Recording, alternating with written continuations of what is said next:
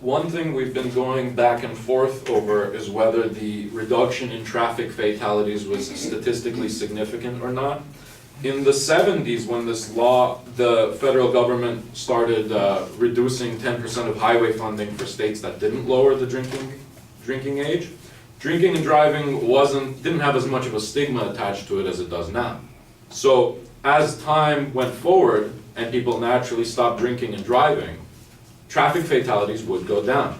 And coincidentally, the age group of 18 to 20 weren't allowed to drink anymore, and it also showed a similar reduction in traffic fatalities. But I'd argue that this age group continued to drink, as the negative said. She claimed that a 20-year-old girl continued to drink, just not in bars. So it seemed to have no effect on that age group, yet traffic fatalities went down when they didn't apparently drink any less. According to healthresearchfunding.org, there was a decline of drunk driving fatalities, and that the drinking age was not established as these trends were developing. And this was since 1982, 2 years before the NDAA was established. I said 70s, I meant 80s. We also allow, in the United States, for the most part, we allow the 18 to 20-year-old age group to smoke. Not in California, the age group has been raised to 21. So most of the country considers it okay for an 18 to 20-year-old to smoke, yet we don't allow them to drink. We allow them to develop a high risk of lung cancer, skin cancer, and throat cancer, just because it's their right to do so, and we don't allow them to drink. So it's a very inconsistent application of whether or not we're trying to protect this age group. Another thing the negative said was drinking, we shouldn't be able to drink because, and I quote, drinking is not a right. So she said drinking is not a right, we shouldn't have the ability to drink because it's not a right.